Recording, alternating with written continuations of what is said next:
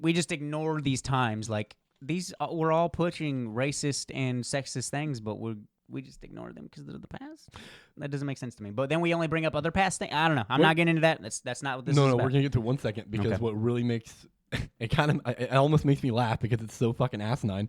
So going on that, right? Like it's an old movie. It's from its era. It's from its time, and like we ignore it. Yeah, it's like Casablanca or fucking Gone with the Wind. Like Citizen Kane, so fucking rooted in bigotry and sexism, right? It's fucking unreal. Like yeah, that was a product. It's a product of its time. And for some reason, film enthusiasts especially will just let that pass. Thought. Yeah, it's a thought, and even people that are super big film enthusiasts, the cinephiles that are like quote unquote SJWs. I couldn't remember. I literally just stopped and looked up in the sky trying to spell the word. Like, what are you looking for, bud? Social justice word. SJW. That are disposable SJWs, you know. Like, and I don't mean that in a negative connotation necessarily. But it's not as long as you are doing it for the right ways, not just to hate. Yeah, not just to hate or for attention. Because I can't even watch stand-ups nowadays. People that are sometimes not. People that are all about equality, right? And a lot of those people are big film enthusiasts. They'll just brush aside the fact that these movies are rooted in that. Yet when someone like James Gunn tweets something they don't like from 10 fucking years ago, they got to bring it up, and he's a bad person now today because of that. Of course. But Casablanca is an okay movie, even though it's a classic. Well, it's too old, dude. They didn't know. It's too old.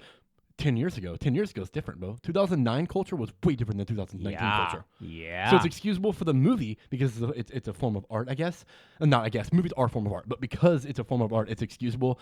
But when it's anything else, it's not excusable. So is Eminem still cool? Even though in 2001 he murdered his fucking wife on a song and said faggot and said other stuff on songs? It's still okay because it was a product of the time and it was art? Is that okay? He's still an okay person? Yeah, but he wanted to kill his wife. But James Gunn is fucking terrible because he made a very, very awful poor taste joke 10 years ago. Yeah. Well, of course, dude. Why is there a divide here? Why is it not one way?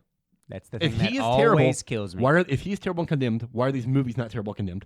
Why is old music like that not terrible and condemned? And sometimes it is, but why isn't it always? If this is the culture we live in now in society we want now for complete acceptance, which I'm all about and that's what I want, then why do we still give credence for these old things that are rooted in racism, rooted in bigotry, rooted in sexism? Why do we still give credence to it? I mean, it's like people freaking out about the statues of the Confederate soldiers. Yeah. When you have those statues, I can tell you right now, so I'm stealing this from a stand-up, you don't see a child saying, Dad, who's that statue? That doesn't happen anymore. Kids don't give a fuck about what the statue is. They're too busy on their phone. Papa, who is that statue? They're too busy on their phone. Well, son, that was the Confederate soldier. Like, no, stop. And even if it is up there and you have these things, because, no, never mind. I'm not going to go into that. The monuments and statues are different to me because they're real people. And even though they are racist, I'm just kidding. Even though they are racist. I said I'm not going into that.